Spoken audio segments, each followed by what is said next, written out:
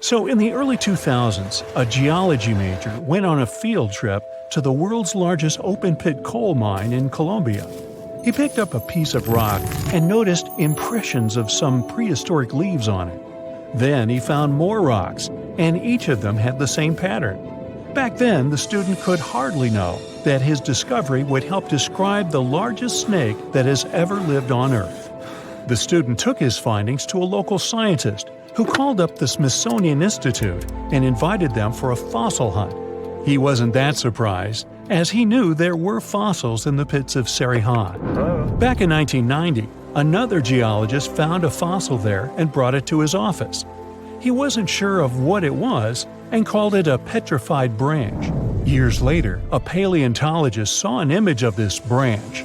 He knew it wasn't a branch at all, but a fossilized jawbone of an animal. The scientist got so excited about the find that he flew all the way to Colombia. He wanted to examine the fossil, but no one had the key to its glass display case. The scientists couldn't wait, so they broke the glass and confirmed that it was a fossil of an animal that lived millions of years ago. After Herrera's finding, they knew exactly there were more fossils in the area. It took the team of scientists about 2 years to figure out they were all a part of a giant snake and not a crocodile, as they thought because of the size. They managed to establish it by looking at the vertebrae and ribs of around 30 giant snakes. Now, you might think that fossils would get easily destroyed in an open-pit coal mine, but in fact, they were found under the coal that served as a protective layer for them. Sadly, the scientists couldn't find the Titanoboa's skull. Unlike jaws, which are extremely powerful thanks to their muscles, snake bones are pretty fragile. That's why they usually crumble long before the sediment can appear over them. But still, the researchers managed to find 3 skull fragments.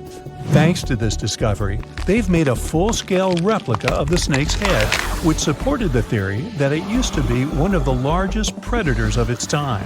If you're starting to freak out, don't worry, so am I. They also established it was related to modern boas and anacondas. That's how Titanoboa got its name. It's basically a titanic boa. The huge snake was officially described in 2009. Titanoboa was thriving around 60 million years ago, 6 million years after the Tyrannosaurus rex roamed the planet.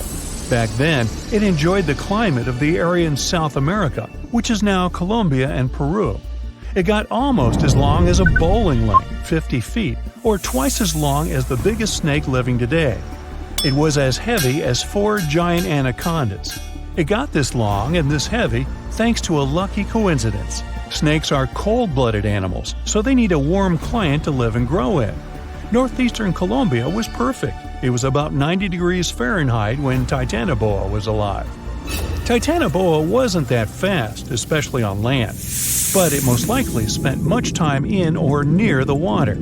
Our hero could swim at a speed of up to 12 miles per hour. Like present-day snakes, it could wriggle around and change direction really quickly. Scientists still aren't sure if it could climb trees. Paleontologists believe that Titanoboa had brownish or grayish skin. It was the perfect color for the serpent to hide in the muddy rivers of the tropical rainforests. But then again, I don't see why it would have to hide from anyone, given its size. The largest snake ever wasn't venomous, but it didn't stop it from hunting any animal it wanted. And although it could choose pretty much anything, its favorite meal was most likely fish. Whew. Scientists decided so based on the snake's palate and the number and type of its teeth. You can't recreate the giant's diet today, as all of those fish types are also extinct. When it wanted to spice up its menu, Titanoboa dined on other reptiles. It sneaked up on its prey and got them down with one quick strike. Its bite had a very special design. The structure of its jaws let Titanoboa clamp down on the body of its prey, so there was no escape. Titanoboa also had a mean set of thin and pointed teeth. They bent inwards in the snake's jaw like fishing hooks. This little feature helped Titanoboa get a grip on its prey and prevent the slightest chance of its running or swimming away. It could most likely easily swallow even large turtles and crocodiles. Now, all that sounds pretty scary, But we have nothing to worry about, as Titanoboas are long extinct, right? Well, technically, as the temperatures on Earth are going up, it's quite possible that snakes might also grow in size. They love heat more than anything, so they should feel comfortable here. Of course, that would be a completely different snake, but it's not impossible that we'll see something similar to Titanoboa. But before you think of escaping to another planet, remember that huge snakes would need something huge to eat. Such giants prefer to wrap around something huge and swallow it. Most people would be simply too small for them. So unless the huge snake was starving, I don't think it'd waste its energy on attacking anything too little. Plus, like any other snake, Titanoboa had a sharp and delicate sense of smell, needing exceptional conditions, and was sensitive to vibrations. A little too smelly, too noisy, too cold, too dry, or too wet, and the snake wouldn't go near this place unless absolutely desperate. So, if you live in a big city, your chances of meeting a huge snake like Titanoboa are about zero. Rural areas are something different, but the only place where the giant serpent would consider living would be near the equator. We already have some pretty giant snakes in the warmest regions of the world. Amethystine python, or less poetically, scrub python, is a gentle giant. It's the largest snake in Papua New Guinea in Australia. It can grow to the enormous size of 28 feet and weigh up to 77 pounds, which is about as heavy as a Dalmatian. Scrub pythons are pretty curious, sometimes slithering inside people's homes in Australia, but they're mostly harmless to humans. Their favorite food is rodents, bats, and birds that come to streams for water. Until then, pythons quietly lie in wait. They have heat centers in the pit of their muzzles. They help the pythons better see warm-blooded animals they can have for dinner. The African rock python is one of only 11 living species of its kind. It's currently the second largest snake on the planet. This huge brown snake reaches lengths up to 20 feet and weighs about half as much as the giant panda. It's very serious about its meals, as it can catch an antelope and eat it whole. Even the cold-blooded crocodiles are afraid of this beast because it can easily eat one of their kind too. In 1958, a zoologist found a 4-foot-long young Nile crocodile inside an African python's stomach. According to the scientist, the python said, "Well, I don't know about you, but I find this whole thing hard to swallow." Actually, that's not true. Pythons can't talk, as far as we know. The reticulated python holds the record as the longest of all the living snakes in the world. The largest of these guys made it into the Guinness World Records in 2011 with a length of 25.2 feet. Its name is Medusa, and it lives in a zoo in Kansas City, Missouri. An adult reticulated python is large enough to swallow a human whole, or a whole human, either way. But these snakes are mostly quite peaceful and prefer to lie down without much movement. Although many pythons have dwarf forms that are much smaller than their full-grown cousins, reticulated pythons also have super dwarf forms. You can keep one of those as an 8-foot-long pet. Yes, it's considered a dwarf form, although it's longer than the average human is tall. You know, somehow I still don't find that comforting. Beneath the thick, shadowy canopy of a prehistoric rainforest, a silent hunter slides into the murky river waters. This is Titanoboa. Its size is horrifying, stretching over 40 feet long, which is about the length of a school bus, and weighing as much as a small car. It reigns as the largest snake ever known. This is around 60 million years ago. It's only been 6 million years since the dinosaurs were wiped out by an uninvited asteroid. Nature is slowly returning to life, the Paleocene epoch. Titanoboa's home is lush and sweltering. The air is very humid, like in a steam room, and the rivers are teeming with fish, perfect for a predator like this. Now that the dinosaurs are gone, Titanoboa becomes the queen of hunting. It's perfectly built for both power and stealth. A strong, sturdy spine can hold the snake's massive size while staying smooth and silent. Titanoboa glides through the water like a shadow, barely visible. It doesn't chase. It doesn't need to. Titanoboa waits beneath the river's surface, in darkness. A bunch of ancient lungfish meanders too close. With one surge, it lunges, its jaws snapping shut. The fish doesn't stand a chance. Titanoboa's grip is unrelenting. After the prey stops moving, the snake immediately consumes it whole. For millions of years, this snake ruled the rainforests. Nothing could challenge it, not the prehistoric crocodiles, not the small mammals, not even the birds. But, as it turns out, it wasn't the only apex predator.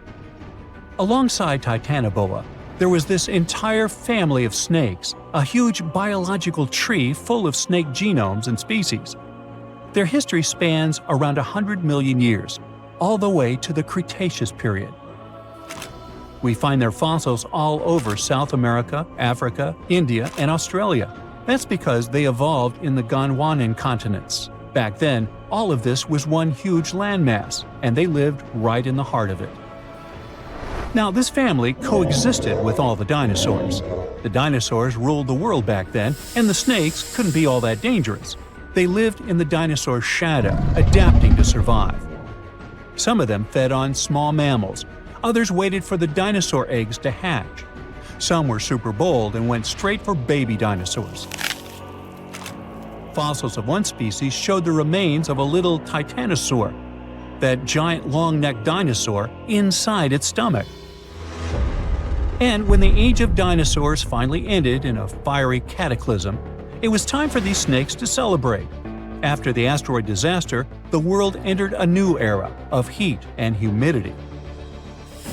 The warmer the climate, the easier it is for cold reptiles to thrive.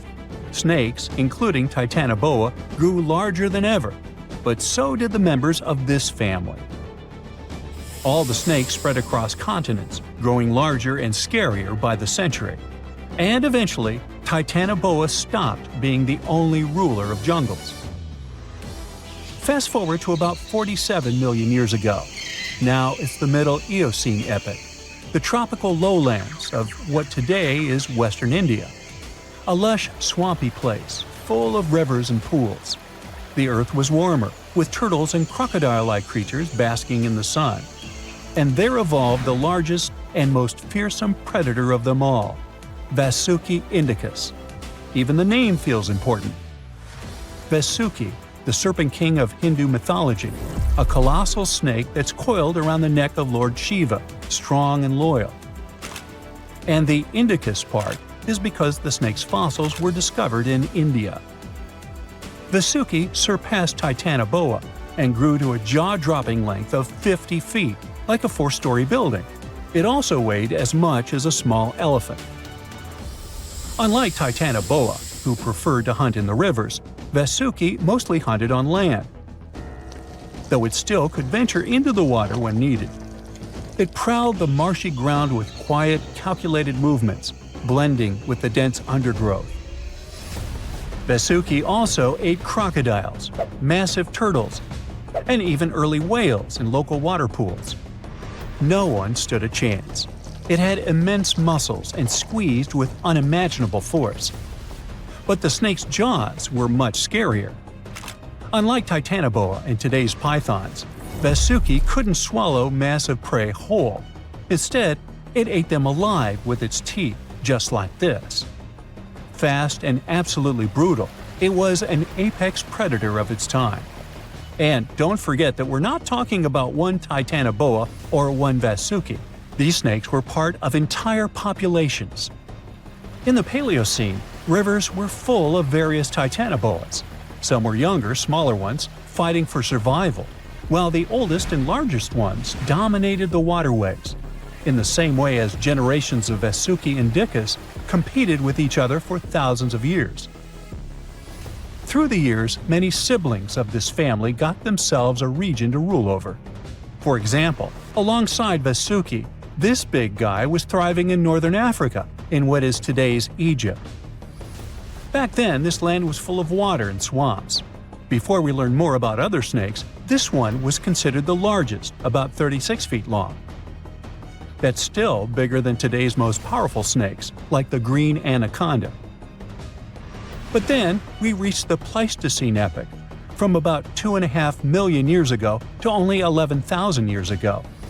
Modern humans were evolving all over the world, and now the snakes had a new problem, an even worse one than dinosaurs. While we were developing brains, in Australia, there ruled the local king of snakes. Their names also come from legends. That's how indigenous Australians called their mythological rainbow serpent the creator of the world. It's like a problem of a chicken and an egg. Was the snake named after a deity, or did the Aboriginal people create their deity after a snake? Ancient Australians coexisted with those predators for thousands of years.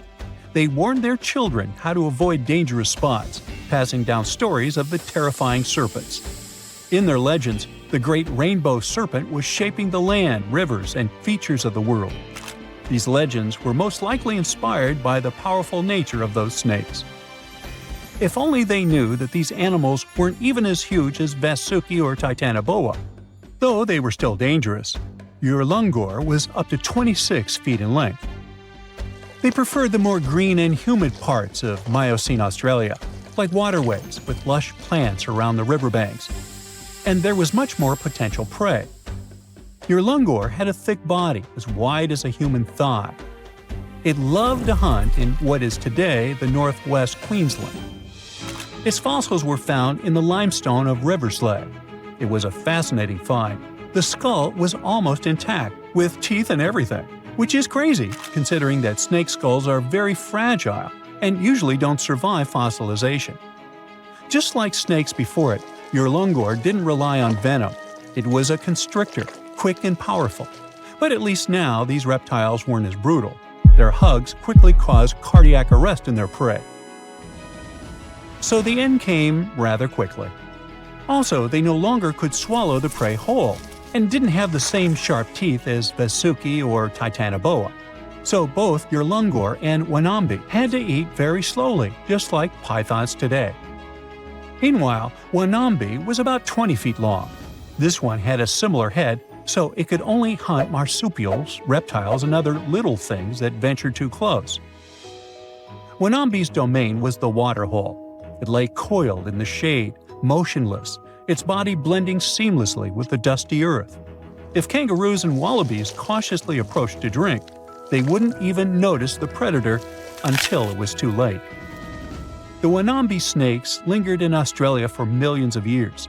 Even when the climate and ecosystem changed, it didn't bother these guys.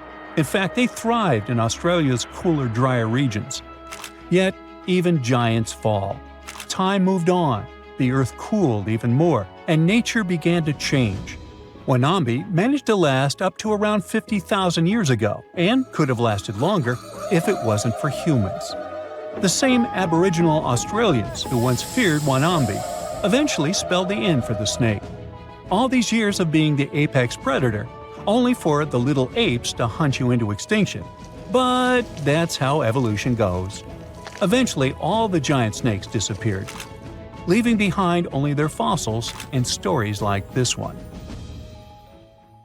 You're strapped in a boat cruising down the Amazon River with the sun scorching hot.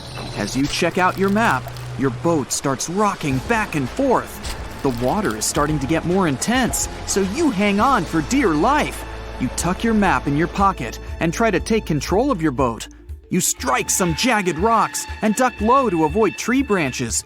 Your boat strikes a large rock out of nowhere and capsizes. You're swimming in the murky green water. While you're trying your best to get ashore, your boat gets washed away. Underneath the water lies a whole new world of bizarre and dangerous animals. Candiru fish are snake-like creatures that can grow up to 16 inches long. Arapimus can weigh more than an adult male and are taller than most basketball players. They are the biggest freshwater fish in South America. They have a hybrid gill system that forces them to pop up to the surface every 5 to 15 minutes to breathe in oxygen for their large swim bladder. You swim out of the raging water and dry yourself off. Oh no, your map is completely soaked. There's no way you can get to your destination without it. You venture into the thick rainforest, shoving the branches and leaves away. As you get deeper, you notice something on a tree. It's barely moving, but it's got sharp claws and a raggedy coat. It stretches its arm to another branch and tries to pull itself up, ever so slowly. Sloths sleep more than half their days and only head down from trees once a week. They're so motionless, they sometimes grow algae and moss on their fur. The rainforest gets denser with each step until there's barely any sunlight illuminating the path in front of you. You notice a figure following you. With every branch you step on, you can hear a faint sound right next to you creeping around. You start walking a bit faster, and the sound catches up with you. You make it out of the dense part and tread along a narrow path until you reach a cliff. You can't walk normally here, so you pin against the wall and walk sideways to cross the hills. You slowly move across with the river 30 feet below you. You move your right foot, and some rocks fall into the river. You keep going and misstep. You're about to fall, but you hold on to a large tree branch and pull yourself up. You notice a couple of colorful poison frogs inches away from your fingers. Touching any of these frogs can be extremely dangerous and harmful, despite their amazing color patterns. The golden poison frog is one of the most poisonous animals in the world. One of them hops right next to you, so you let go of the branch and fall back in the river. The river is washing you down until you reach a calm current. Underneath you is a swarm of piranhas swimming with their sharp teeth. The red color on their skin is unmistakable, so you swim off like an Olympic athlete. Piranhas will eat anything that gets in their way, no matter the size. You grip onto a log and climb up a small rock to catch your breath. There's a huge electric eel underneath the rock. Despite their name, they're more related to catfish than eels. They use their powerful 600 volts of electricity to defend themselves and catch food. You're stuck, unless you're like the common basilisk that can run on the water like a jet ski. These incredible lizards have special webbing on their toes and can run the distance of a basketball court. You hop on a bunch of rocks until you reach the land. You continue walking along the riverbank until you come across a moving rock. You rub your eyes and see it moving again. It's a dinosaur-looking turtle that resembles a crocodile with armor. The mata mata is a freshwater turtle that disguises itself with its surroundings to catch prey. Their heads stretch longer than their bodies. You shimmy your way past it and continue. You head back into the rainforest and find a spot to rest. Wait, there are giant ants everywhere. They're the biggest ants in the world and can produce one of the most painful stings out there, even comparable to a wasp's sting. You immediately get up and find another place to rest. As you continue walking along, you notice the same feeling of something following you. You can hear some leaves rustling, but it's getting dark and there's no way of telling. You find a nice little spot to build a campfire and catch some Z's. But in the Amazon, everything is a threat, except for those cute capybaras wandering around. They live in groups next to water sources. They're also the biggest rodents in the world. You don't need to worry about them if you're stuck in the middle of the Amazon rainforest. Suddenly, you feel something slithering up next to you. You look down and see a massive green anaconda just about to constrict you. They are the heaviest snakes in the world and can grow up to 20 feet long and have a huge appetite. You get up and sprint your way out of there. All right, you found a decent cave to crash in. It's daytime again, and you're still alive. You continue walking along the rainforest. You were able to find some breakfast to boost your energy for the rest of the day. You spot something on a tree that looks like a branch, but it's actually a potu, a master of disguise that can spend days motionless on broken tree branches. These bizarre birds use those branches as their permanent home, where they lay their eggs and chill all day. You continue your way through the rainforest and see a Brazilian wandering spider crawling on a tree branch right in front of you. 8 of these species can be found in the Amazon area. They are some of the most aggressive and venomous spiders out there. So, you make a big detour and walk away from it. You feel someone walking next to you again, but you still can't figure out what it is. You see a steep cliff with a waterfall hitting a large lake ahead of you. Looks peaceful, until you see a team of black caimans gathering around the shore. They're the biggest predators in the whole Amazon ecosystem and feed on anything that moves. It's a good thing you're on high ground, otherwise, whoa! You slip and fall down the river, right on the deep end. So far, no caimans spotted you. You swim underwater and try to get to the opposite end of where the reptiles are. As you climb out and dry yourself off, you notice some large black spots on you. You try pulling them off, but they've latched on pretty hard. The Amazon giant leech finds its target by tracking movement and shadow. Once they attach themselves to the skin, it's extremely difficult to extract them. The best way to do so is to slide your finger next to its mouth and pull it off slowly. Ugh. You manage to get them off your body and see that the caimans are swimming towards you. You're pinned to the wall with the lake of hungry reptiles approaching. Suddenly, a pink dolphin jumps out of the water and splashes all over them. They can grow larger than humans and are the celebrities of the Amazon. Scientists think they get their color from the blood capillaries on their skin. The Amazon even has bull sharks swimming around. These carnivorous giant fish are threatening to humans and can swim in both saltwater and freshwater. These sharks prey on anything within their reach, including other sharks. The dolphin distracted the caimans, so you climb up the cliff and try to find the best way to escape. Opened jaws waiting for you to fall into the pit are right below you. You're lucky enough to escape to the top, but as your arms pull you up, the first thing that you see is a jaguar looking straight at you. It's the creature that's been following you this whole time.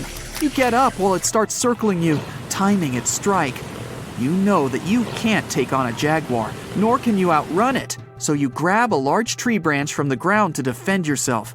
It jumps at you, but you duck down in time. The jaguar lands in the water far away from the caiman crocs. It's a good thing these large kitties are excellent swimmers. You pick yourself up and continue. And to your surprise, you find your boat again. You fix it up and sail your way out of the Amazon. Whew! You wake up in the middle of the night to a phone buzz. You know what time it is, you ask sleepily. But then you sit up in a jolt. Get your stuff and go outside. They'll come fetch you in 10 minutes, says a male voice on the other end. You step out of your house and watch as a small helicopter descends on your lawn. You get inside and meet a scientist there. She's a specialist in archaeology and paleontology. As the helicopter takes off, she tells you that something terrible happened on one of the islands in South America, and you're flying directly there, right now. The whole operation is secret, so you're asked to give up your mobile phone. The helicopter flies far beyond the night city and lands at the airport. From there, you transfer to a plane and fly to the coast of South America. You land on a small island, and a guide ushers you to a jeep waiting nearby. For several hours, you and other scientists drive through the hot jungle. The road ends, and you continue your journey along a narrow path. You notice that the further you go, the quieter it gets. The birds don't sing, not even the leaves on the trees rustle. The jungle finally ends, and you find yourself on the coast. There are many tents with scientific equipment, people, and cars. Several people in black suits lead you toward some fallen trees.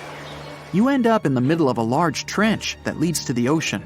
The trench begins in the forest, right at the fallen trees. Judging by its size, a train could have passed here, but the truth is much scarier. After some research, you tell people the creature that left such a trace became extinct about 60 million years ago. The creature that uprooted so many trees is the largest snake that ever lived on Earth. You and the others must find out how this reptile managed to survive and where it is now. Titanoboa usually lived in tropical forests near swamps. Apparently, the island is its home, but now something has forced the snake to crawl away into the ocean. You carefully examine the trench, then the fallen trees, and declare the snake was not alone. It was fighting something as big as itself. Everyone looks at you in shock, and the next moment, a deafening roar comes from the water, breaking the ocean's surface like a monstrous dolphin. A mosasaurus emerges from the deep. a huge reptile that lived from 145 to 65 million years ago in almost all waters of the world. It looks a lot like a crocodile, has smooth, dark scales, a fin at the end of its tail, and flippers instead of legs. It measures 55 feet long, which is about the size of a 5-story building, and weighs like half a subway car. And this huge dinosaur is coursing the waters near the shore right now, in front of you. With its large fins, it creates waves that wash away several tents on the shore. People on the island scatter away in all directions. Several ships and yachts are capsized. People on lifeboats are hurrying to the shore. Mosasaurus was one of the most formidable predators, not only in the sea, but also on land during the Cretaceous period. No creature dared to attack this monster, so their population spread all over the world. It wasn't used to feeling like prey, but now it seems the dinosaur has met a worthy opponent.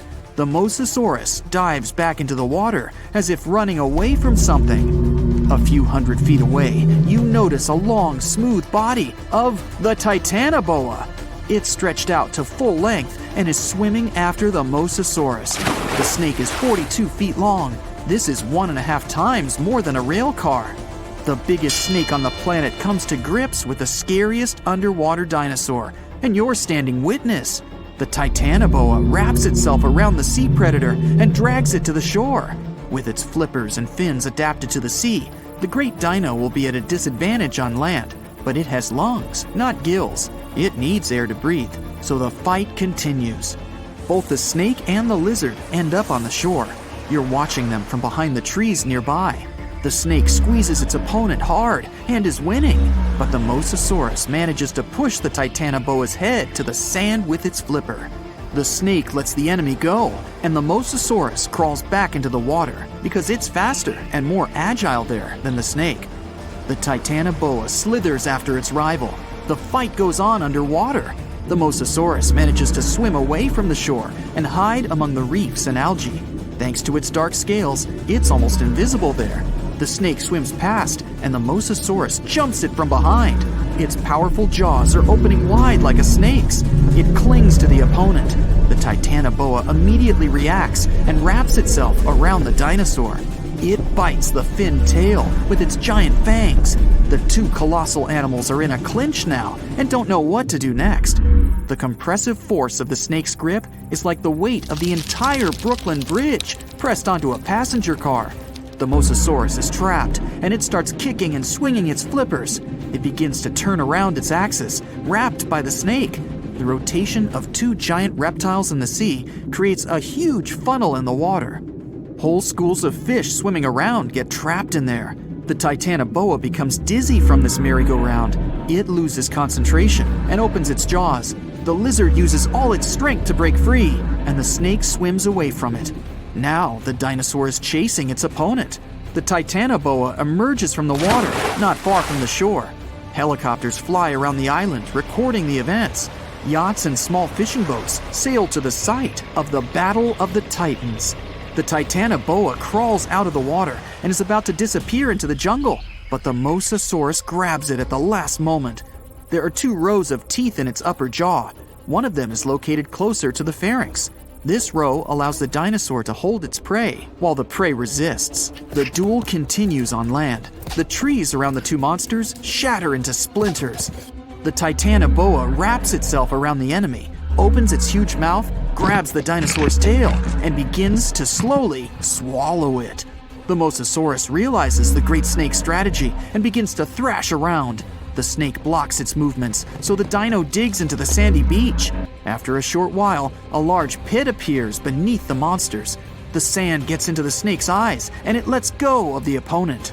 The Mosasaurus is again slowly crawling towards the water, and the Titanoboa is in no hurry to catch it. You can see the reptiles are tired. The Mosasaurus swims away from the shore and stares at the snake. From the shore, it looks like an enormous log. 2 eyes the size of a football gaze intently at the snake. The Titanoboa lies in the sand and breathes heavily.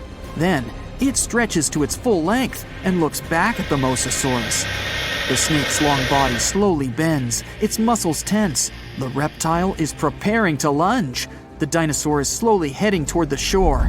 It growls and paddles with its flippers. Like a seal, it squelches through the shallow water towards the Titanoboa. The snake uncoils like a spring towards the enemy. At great speed, two predators collide with their heads. The hit is so strong, they lose their bearings and move away from each other. Now, each of them feels like a loser. The dinosaur slowly paddles into the water, and the snake returns to the jungle. The monsters are tired of fighting. There's no winner. You and the rest of the people stand with your mouths open in complete silence. You look around the island and notice trees with broken branches everywhere. In the depths of the island, you find a waterfall and huge wet stones. There are large scratches on many of them. Somehow, millions of years ago, lots of ancient reptiles managed to survive global disasters on this island. And now, there are only two left. You conclude that the Mosasaurus and the Titanoboa have been fighting each other for years. Soon, these reptiles will gain strength again and continue their eternal struggle. You decide to leave the island before that happens. About a third of all grown-ups have a snake phobia. But if you decide to become an astronaut not to have to deal with them, it might not be a great idea. According to Story Musgrave, there are snakes in space. Musgrave is one of the most experienced astronauts in the world right now. He is the second astronaut who managed to go on 6 space flights and fly on all the space shuttles. With that much experience and time in space, he has to have 1 or 2 space horror stories in his career. Once on a space mission, he looked out of the window and saw something resembling a snake. Musgrave said it was 6 to 8 feet long and looked like a snake. But many people don't believe his story. They claim it was some trash floating in space or something that had detached from the spacecraft. But the astronaut went on another mission and saw the creature again. The first time he spotted it, it could be some detached piece from the spacecraft. But what are the chances of that happening twice? He gave many interviews in which he explained these crazy encounters. Let's hope those snakes stay in space and don't come crashing down on Earth. If they are real, of course. Snake rain would not be fun. As we all know, space is like a giant vacuum chamber with zero air, and sound can't travel there, making this story even more terrifying. To communicate, astronauts have a special system in their suits to exchange information. Young Li Wei shared his terrifying experience, and it's hard to believe it actually happened. You would be terrified if you were alone at home and someone started knocking on your door at night. Of course, if you weren't expecting anyone. Imagine the same scenario, but you're in space. You hear some knocking. You have nowhere to run. You're trapped in a metal can, floating into nothingness.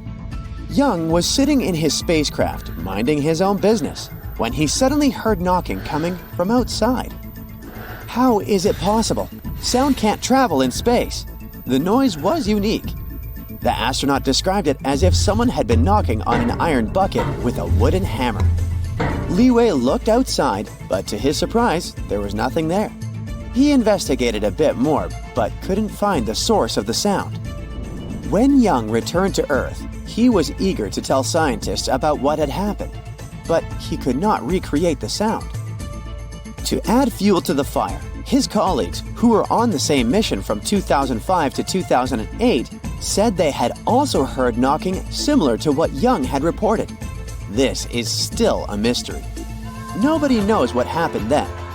Maybe it was just spacecraft noise, like those your house randomly makes. We've already mentioned that sound can't travel in space, but that doesn't stop weird noises. The Apollo 10 mission was one of the most significant space missions ever. So, astronauts had to ensure everything was perfect before they went on a moon exploration journey. 3 people were on that mission: Thomas Stafford, module pilot John Young, and lunar module pilot Eugene Cernan.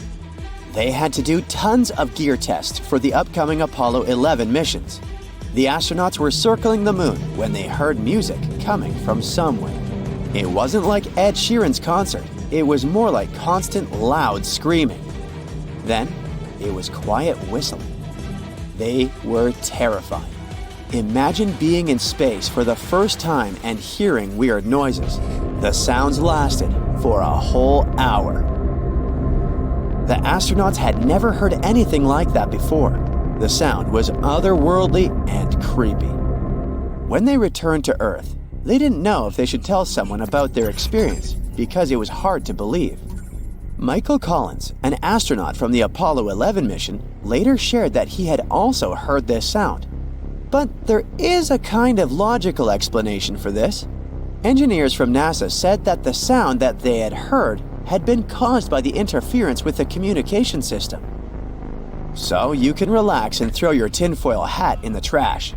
But before you do that, Al Worden, an astronaut from the Apollo 15 mission, said that this explanation was unlikely, so we might never find out what really caused the sound. Leroy Chiao was the commander of the International Space Station in 2005. When it comes to space, he's seen a lot of things that can send chills down your spine. One encounter he and his crew had will live on in their head rent-free forever. Chow was sitting in the space station doing his job when he suddenly spotted light from the corner of his eye. He took a closer look, and it resembled an upside-down V, floating and glowing in space. Leroy later explained that he hadn't been scared by the object. Quite the opposite.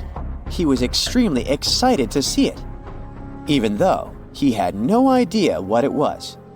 His crew also saw the strange object. Chow was convinced he was visited by something not from Earth.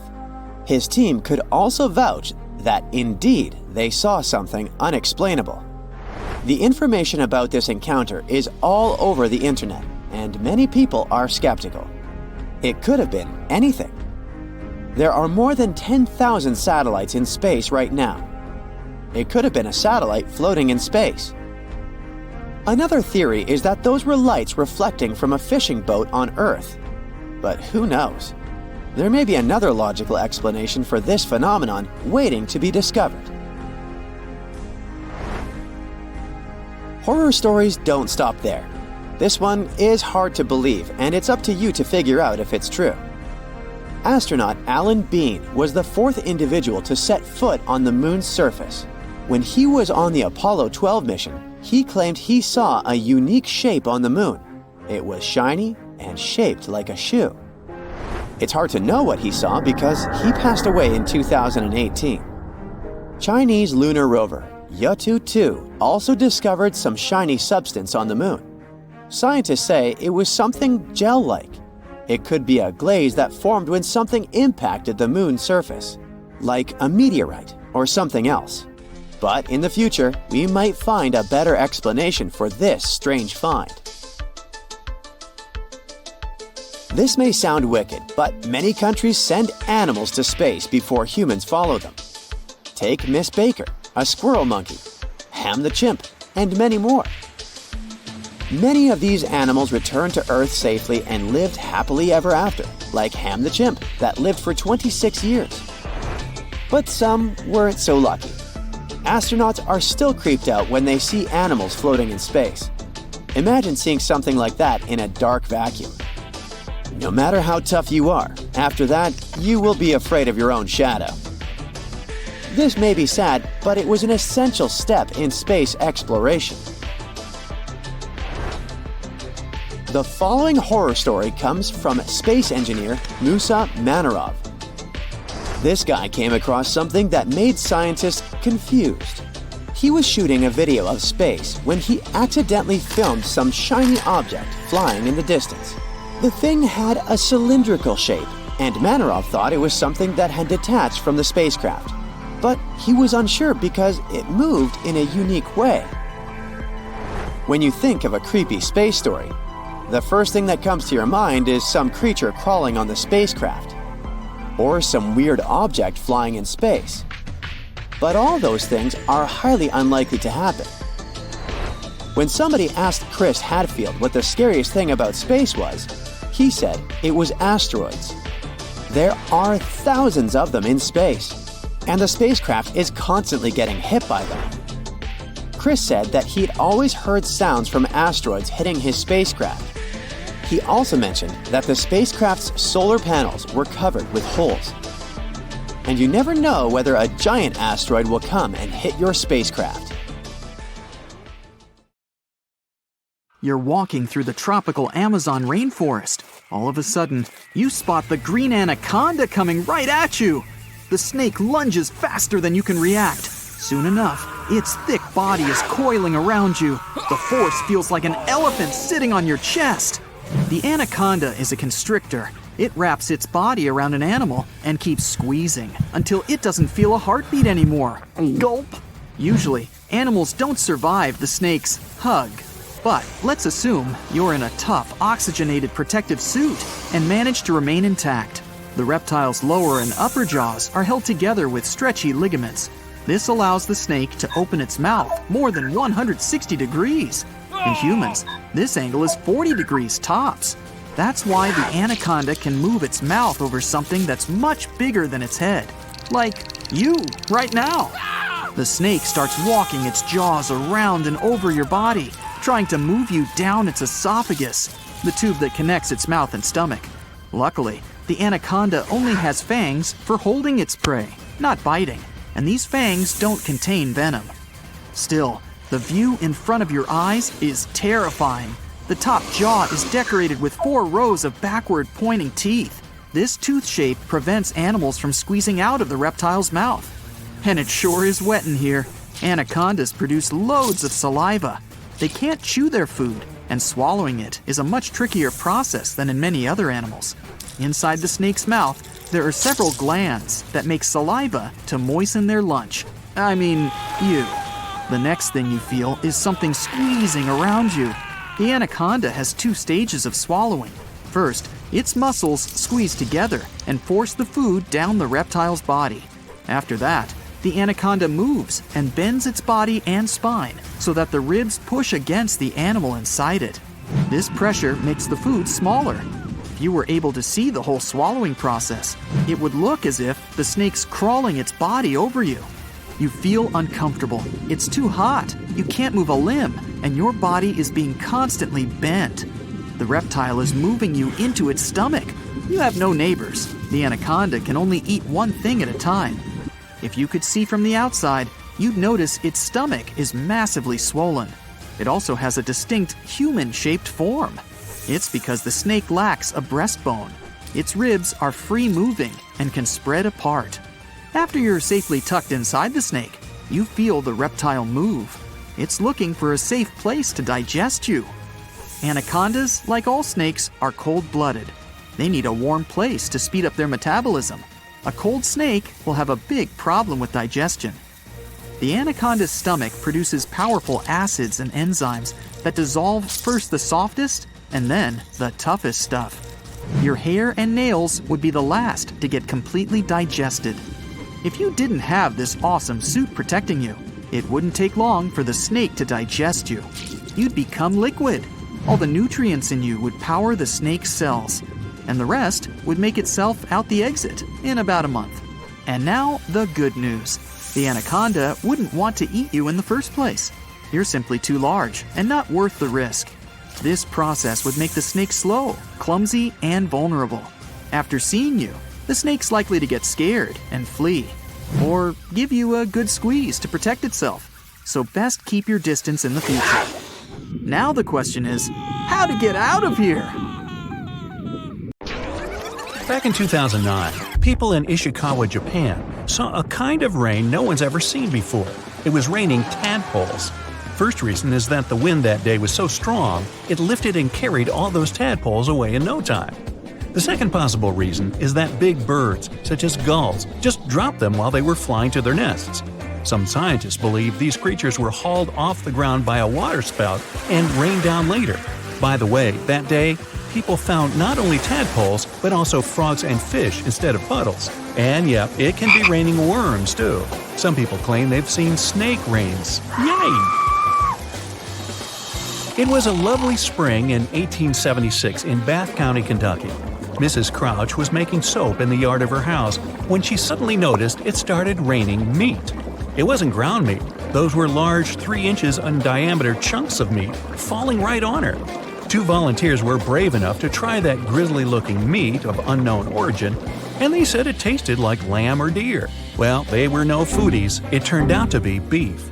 Such cases were registered in Europe too, and the only logical explanation of meat showers is that buzzards flying over just drop meat pieces they say for lunch. With no luggage, their bodies are lighter and they can fly easier. Wow, I wish it rained donuts on me once.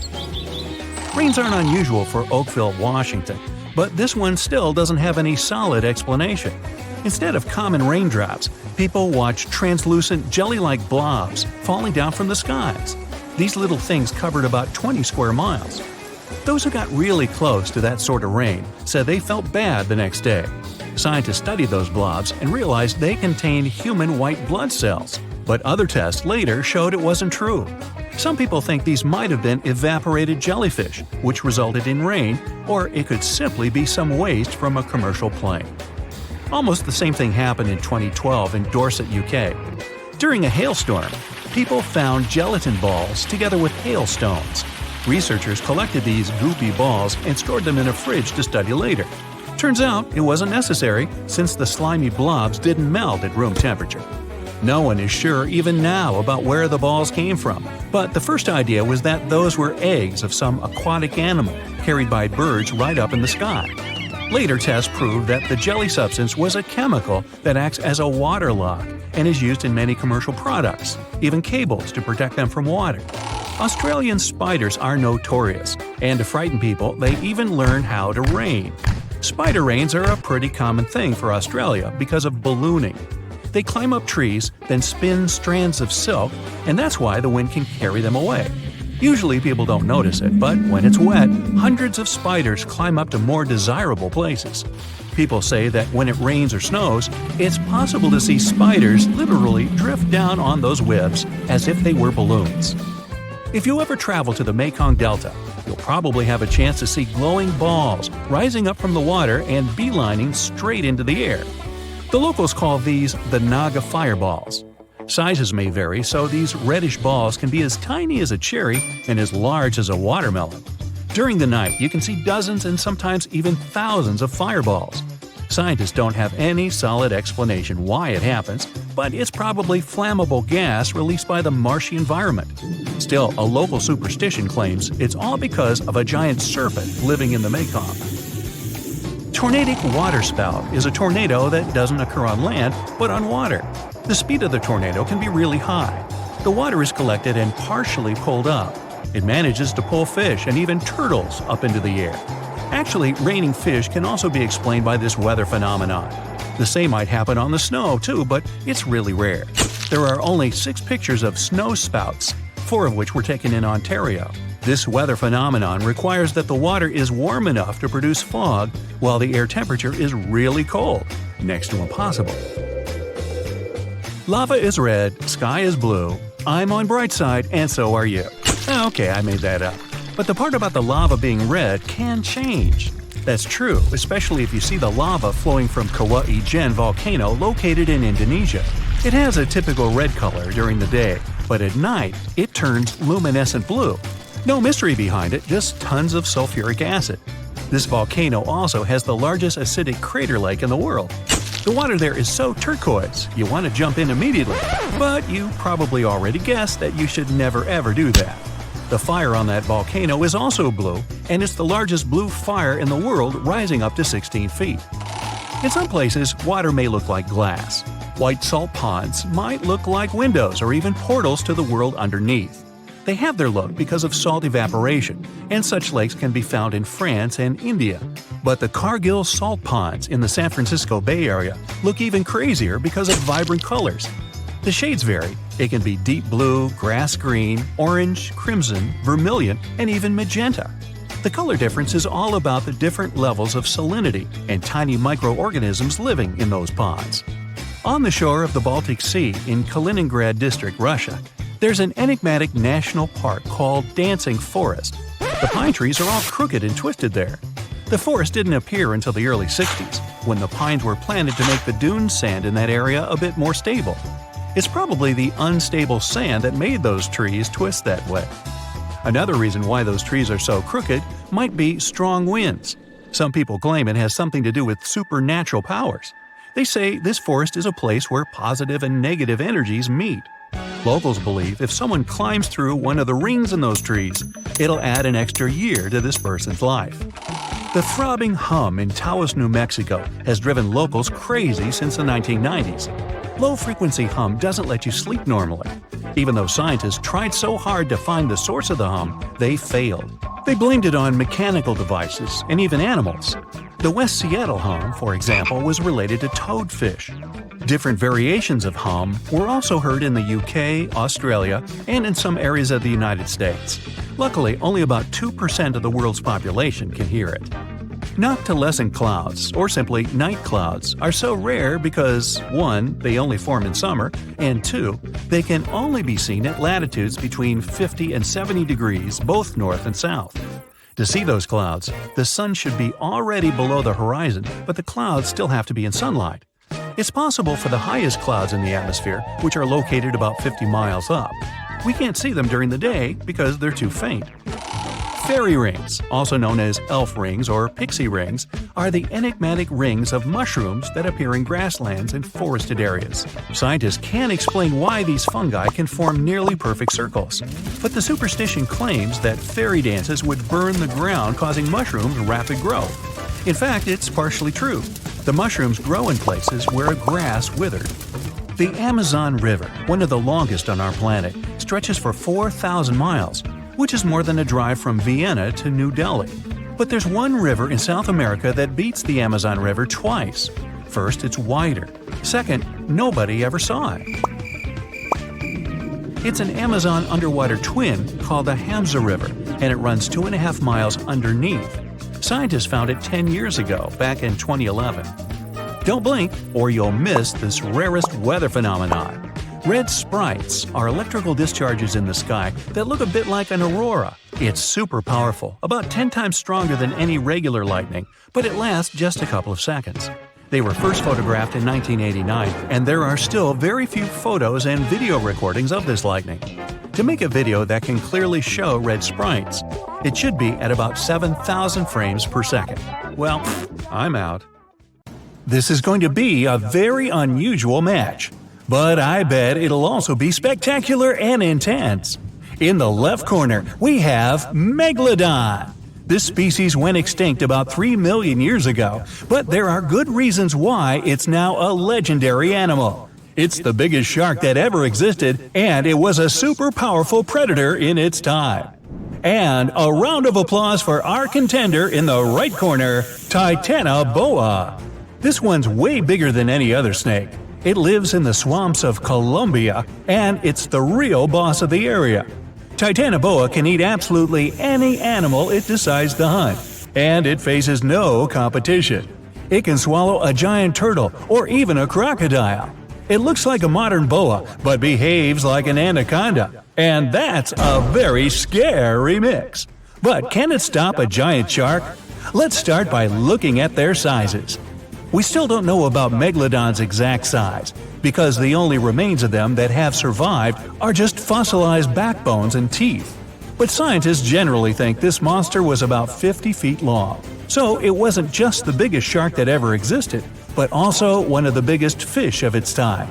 Its closest rival is the modern whale shark, but they're only about 40 feet. The giant Titanoboa got so big thanks to a lucky coincidence. Snakes are cold-blooded animals, so they need a warm climate to live and grow in. Northeastern Colombia is perfect. It was about 90 degrees when Titanoboa was alive. This helped it grow to an incredible 42 feet in length. Titanoboa could easily swallow the longest snake registered in the Guinness Book of Records, which is only about 25 feet long.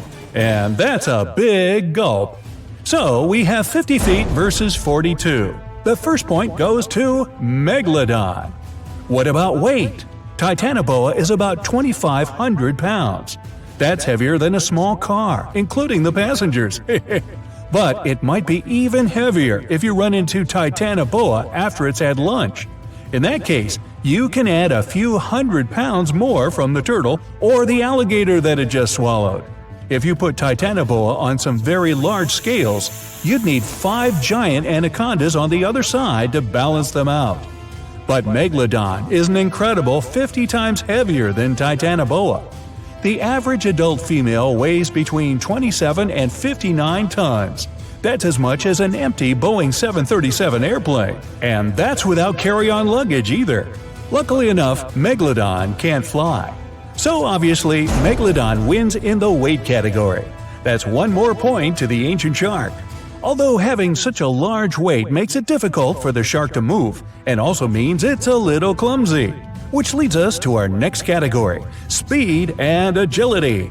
Megalodon can swim at about 16 feet per second. That's enough to make it the ultimate predator, but it's still slower than plenty of other species. If Megalodon was swimming in a pool and Usain Bolt was running along next to it, he would be twice as fast. His top speed is almost 40 feet per second. Now, a sailfish, which is the fastest sea creature, can reach about 100 feet per second. Megalodon's size and weight make it turn really slowly, just the same as a large truck. So, when it attacks, the shark has only one chance to strike. If it misses, it has to go around for a second attempt. This gives its prey more than enough time to run away. Titanoboa isn't that fast either, especially on land. But when the giant snake is in the water, it can swim at a speed of up to 12 miles per hour. Not much, but enough for it to escape from Megalodon if it needs to. It's learned to swim so well because water is its main hunting ground. And because Titanoboa is a snake, duh, it also has incredible mobility. It can wriggle around and change direction very quickly, so it can easily dodge Megalodon's bite. So here's the first point for Titanoboa. The score is 2-1 in favor of Megalodon. Next section, fighting skills. Megalodon is incredibly smart. It can change tactics depending on what kind of prey it's hunting. Scientists have found teeth markings from Megalodon on some whale fossils.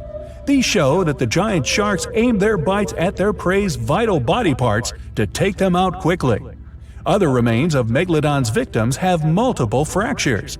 This is because Megalodon performs a super powerful ram attack that can knock almost anything out.